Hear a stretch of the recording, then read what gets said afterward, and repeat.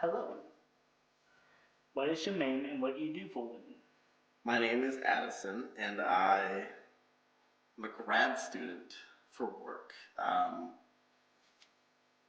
So I would say it's a bit more of a full-time job than it comes across, but that's the life I chose. Okay. I'm gonna roll the die.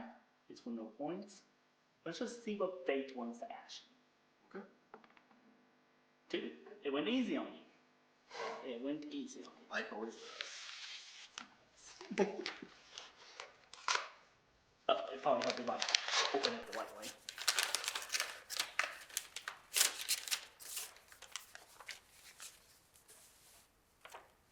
Where is your favorite place to eat? I'm such a foodie. That's such a hard question for me. Right now, probably at home, actually. I had a roommate recently from India. She lived with me for a year, and she was a phenomenal cook. Taught myself and my partner some of her recipes, and that's what we make most nights at dinner at home. We make just the greatest like curry and tandoori butter chicken. Yeah, probably at home right now. 23 minutes begins now. All right. 4. You want to answer this or pass it off to me? Yeah, I'll take an easy one. You take an easy one. Call it another warm up. Okay.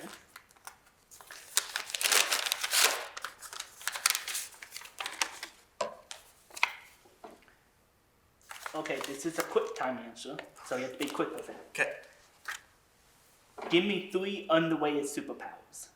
Underrated superpowers. Oh snap. The ability to. I'm sorry, but like the ability to never have to wipe again. Boom. Underrated. The ability to automatically know how many calories you're consuming and what macros they are whenever you eat something without having to count or Google it would be amazing. And then number 3. No, that's not PG. Stamina. Gotcha. Okay, so based off the calories, I'm assuming you want to just know precisely how much you want to eat because you want to eat a lot. Yeah. Healthy, I'm assuming. Or American healthy. Yeah. Well, so I'm trying to lose weight right now. I do a competition, a sport called strongman that I try to shoot for a weight class to do, but I love eating, and so it's constantly this balance of eating as much as I can, but never like a calorie more. And it's a lot of my time and attention is spent counting calories. Gotcha. And I'm assuming you have to count every time. It's not like you can make a designated, like, X amount of chicken is this much, I have it memorized type of thing. There are some that I do, like 8 ounces of chicken. I know off the top of my head, but I still have to count it in a calculator because I don't keep it running. Gotcha. Those are definitely underrated, and I'm mad I didn't think about it.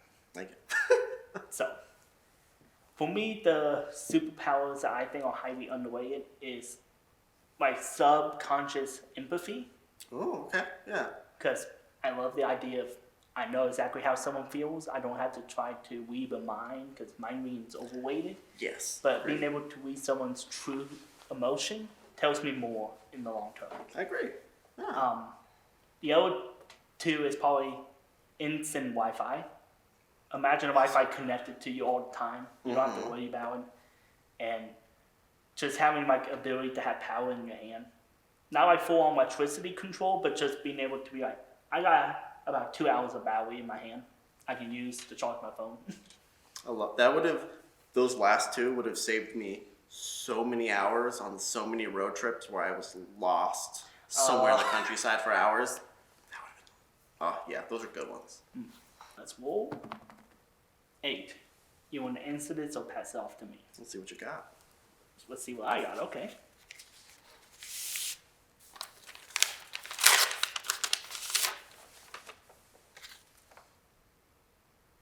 Will you want someone to make a perfect retelling of your life? Like in a movie, documentary, or book? I just feel like my movie will be just too dramatic and traumatizing for people that it's not worth it.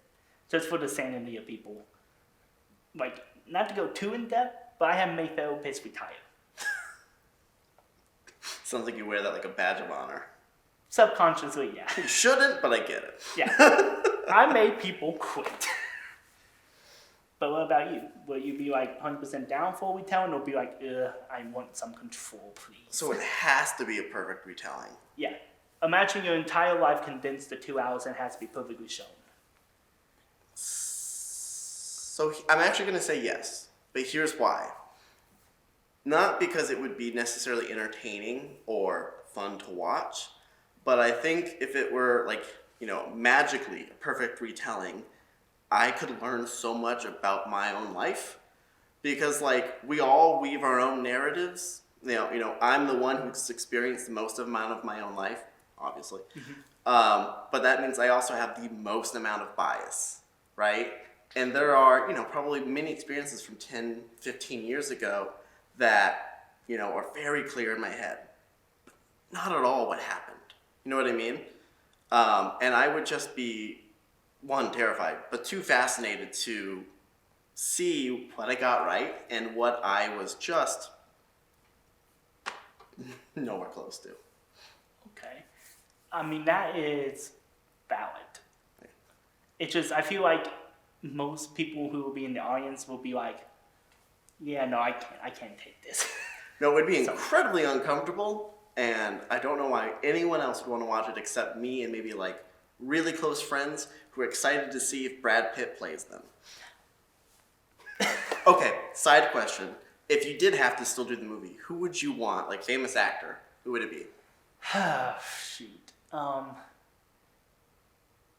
The first person that came to my mind, and I'm annoyed that this person came to my mind, Tom Holland. Okay. That's just the first person that came to my head, so I'm assuming that's what it would be. I like that.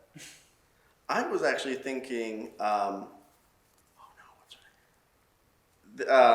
gosh, redhead. Emma Stone. Emma Stone. Plot twist, Emma Stone. And was I a female or a woman of any kind growing up? Nope, I was a little boy. But I feel like Emma Stone could really knock that out of the park, like my whole lifespan. Okay. Mm-hmm. Respect. Thank you. Hit me up if you see this, Emma.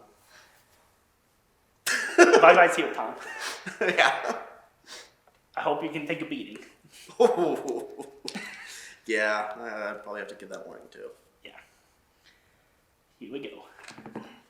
17. Ooh, I'm taking it. Let's see what you crafted. How long ago did you write these questions? I wrote these questions a month ago. A month ago? So yeah, there's no way I even know these questions. Good.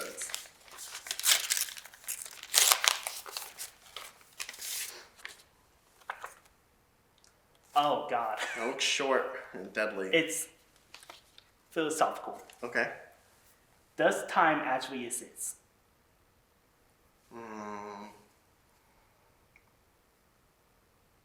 So I do psychological research. That's my study. That's my my grad program, whatever. And a big model that I base all my research on is called the stress appraisal model. Just to simplify it, is we deal with stressors by the means in which we appraise them, right? Like, we all have different things that stress us out because we see them differently. And it's based on the very basic premise that, we are all cohabitating the same physical world, but by no means are we existing within the same social or cultural or cognitive world, right? Like, even the most pinnacle of things we can still see slightly differently. And like, taking that perspective, time is one of those few things that I would say you could argue transcends across for every single human being. And so does it exist outside of the human experience? We don't know. And it's because we will never know. We can never actually experience if it exists outside of our own perceptions. It thus exists.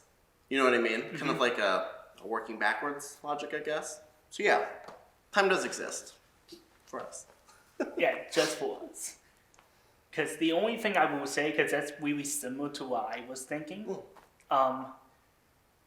it's just that with animals, well, animals, but I know like what you pets mean. and stuff, Yeah. they don't really perceive time, or at least not an obvious sign that would perceive it. So it's just interesting that time is human-made, but we experience it. Yeah, and the way we experience it, though, and the way we conceptualize it, is enforced upon everything, whether or not it understands or conceptualizes it. Like this dice, time doesn't exist for this dice, and yet it does because we've enforced it upon it. You know what I mean? But only because we have done that, and there's no way for the way we exist to ever not do that. Yeah. Anyway, that's a good question.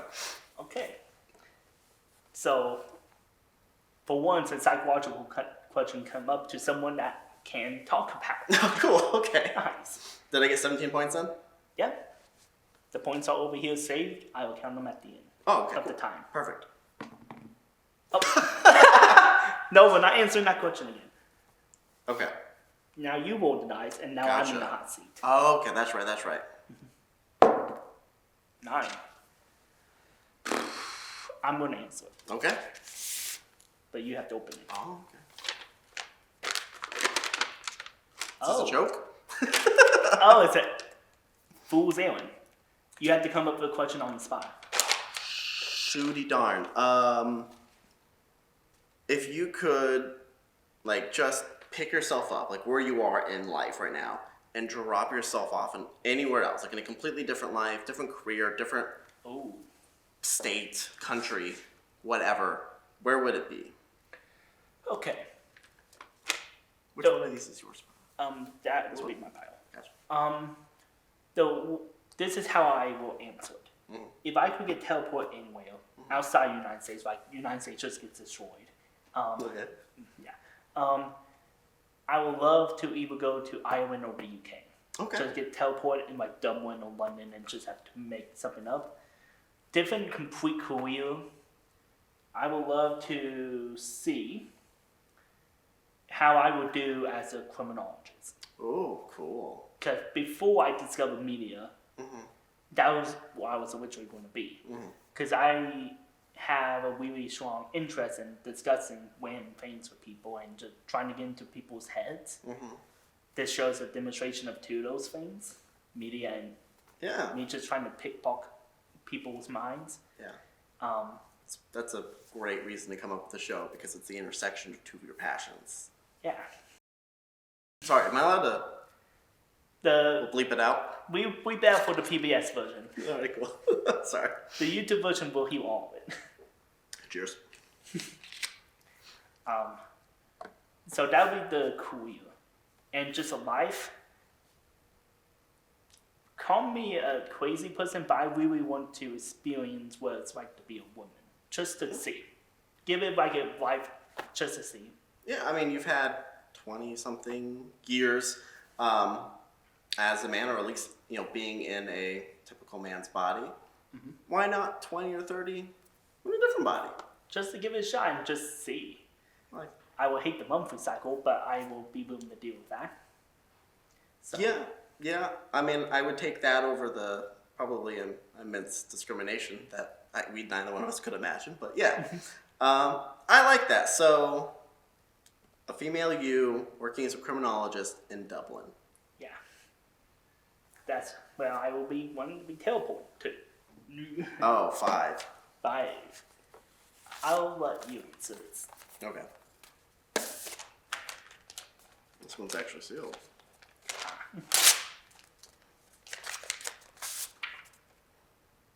Live in a musical, superhero universe, horror film, or disaster flick. If I had to choose one, I'm assuming. Yeah. I wouldn't trust myself in a musical. I'm not a singer. I would just make people turn off the movie and I will die, technically. Oh, good point. Super universe, I'd probably be NPC, knowing my luck. I will take my chances, bail. I would just avoid the major cities and just Yeah, cross my fingers. don't live in Metropolis. I mean, the safest option, if you like really wanted to cling to life, I would have said would have been a musical. But if people turn it off, that means you die. Well, that's a whole different conceptual framework to work in. And so then what are people going to watch the longest? Well, I guess you would be right with like the superhero movies, right? Because Avengers Endgame or 1 or 2 or whatever was like, what, 4, 5, 20 hours long, and everyone saw it. So that's a pretty long lifespan. And I mean, who's going to choose to live in a horror movie? But I think I would. I think I'm a huge horror fan. I love horror movies. I love watching horror. I love reading about horror. I love the culture behind horror. And to be able to just, you know, how everyone always yells at the screen, like, you know, don't run up the stairs, or like, you're such an idiot. And you just watch these characters die off because they make the dumbest possible decisions. You know, we always kind of think, like, what if I was in that position? Like, I wouldn't do that. You know what I mean? I'd put it to the test. Okay, you be given an option of a closet, staircase, and the front door. Yeah, front door typically. Actually, I take that back.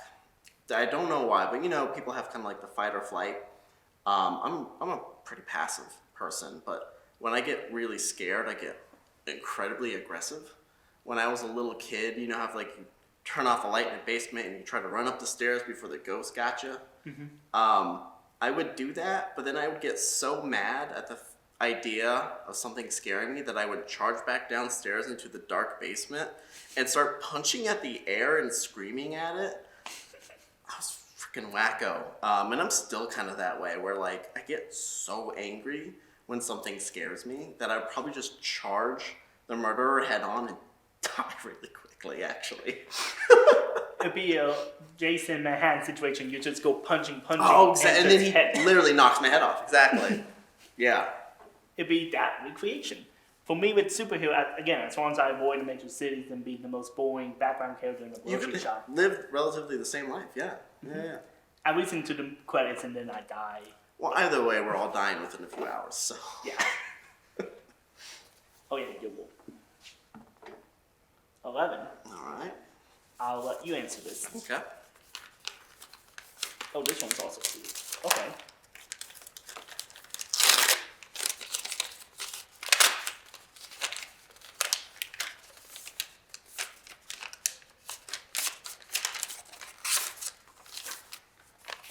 Oh, yeah.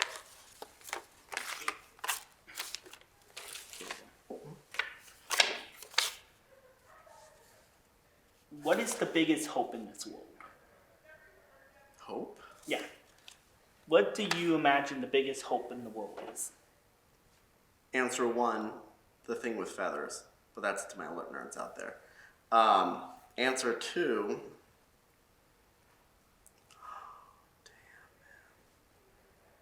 I have a lot of strong feelings about that, but I don't know how many I can sum up or provide even within a sentence in the span that we have. We got quite a bit of time, so if you want to go through it, we can. I can only imagine how many soft cuts would be here, depending on how long I think about it. Not youthfulness. That's overrated.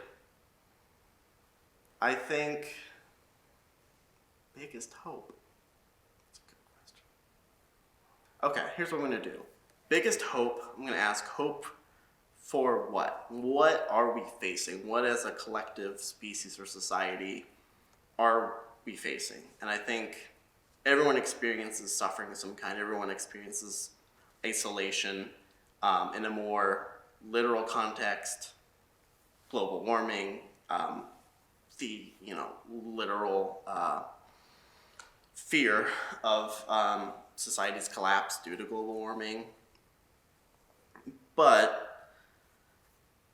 I think I'm actually going to hone in on the isolation part. I think there's not much that's worse in the human experience than feeling just truly isolated and alone. I think that is just one of the most gut-wrenching, pains and experiences you can have that no one wants to experience, and that people, spend their whole life running from, reasonably. And so what is the hope there? I think maybe to be not pessimistic, but more pragmatic, that if we're all running from the same thing, that maybe we can kind of, and we do slam into each other in the middle sometimes, trying to run from this fear of isolation or social ostracization. We sometimes collide into each other.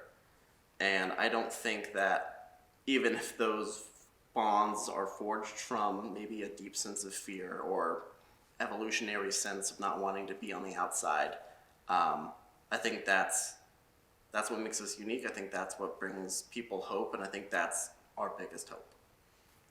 Okay. Got around to something eventually. Hey, it's all good. For me, just in general sense, the biggest hope will probably have to be the idea of progress. Okay. We always want to progress in some way or form, either social values or like wealth, respect, loyalty, etc. Mm-hmm. We always want progression. It's always forward. Yeah. Always moving forward, going to the next day. So to me, the biggest hope is the sense of the future and a better future. So seeking a better life, and that's the biggest hope. Yeah. Through the idea of either selfish or societal progression. Mm-hmm. Let's see if we can speed on this. Okay. 5. Oh. Oh. Yeah. 2. 2. Oh. 18. Oh. Okay, you want to answer this? I'll take it. You have to speed on this. Oh, shoot. Yeah. Okay. Oh, God. How much is enough? How much is enough? Death is a beautiful thing. So nothing. You said speedrun. Go. Yeah. 17. Oh. 19. Time's up. Ooh. Okay, let's tie up the points. Okay. After tying up the points, you won this episode. Now, as punishment for me losing, okay, you can pick one of these questions or come up with a question yourself.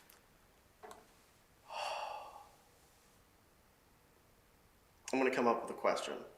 Okay. Because we just met 20 minutes ago? Mm-hmm. You definitely seem like a person who's very genuine and truly likes genuine and heartfelt and earnest discussion, which, hell yeah, more of. So I'm gonna try and think of a question for that. I'm gonna give you, we'll call it an opportunity, but I can only imagine you're putting a lot of hard work into this. And with hard work, with creativity, with passion, with any kind of creative project comes immense vulnerability, right? And you're doing a project that literally is, to me, built around vulnerability in a sense. And so that's an extra layer of vulnerability on top of it. So I commend you for that. But what I'm really curious about is what is your deepest fear that comes from this? What failing, or maybe what success? What is maybe that one thing you kind of had to get over mentally to do this project? Does that make sense? Yes. My overall biggest concern about this whole project is making the show authentic. Mm-hmm. That's what this whole show is about, as you mentioned. I want this to feel real. I didn't want this to feel like the late night show with Jimmy Fallon and all that stuff. I want this show, for anyone who's watching, to just focus on me, you in this case, and the questions at hand to create conversation. Yeah. All these questions, all the 300 I wrote, which is overkill, but which we'd be unable to know and predict the questions. Right. I just wanted to make sure that the audience know that this is real. I don't want a moment that the audience feel like, oh, this guy who scripted everything from the ground up, which is kind of scripted in a sense. The organization and structure, you can argue it's scripted. It's a weak argument, but sure. Is there any individuals, program, charities you want to shout out before we end the episode? Oh, I didn't know that was a question coming. It's like hot ones, you know, promote your this camera. American Foundation for Suicide Prevention does great stuff. Boys Town is an amazing organization that I worked for a long time, and they do great work. If you are an individual who is feeling isolated or having mental health issues, call and reach out and talk to someone. Talking to a stranger can actually do amazing things. I worked as a crisis counselor for several years, and I had life-changing conversations. 988, if you're dealing with thoughts of suicide, or even if you're just really needing to talk to somebody, 1-800-278-8255 for the Boys Town National Hotline, which is a hotline that I worked for and has brilliant, amazing counselors on it. And eat your vegetables. Okay.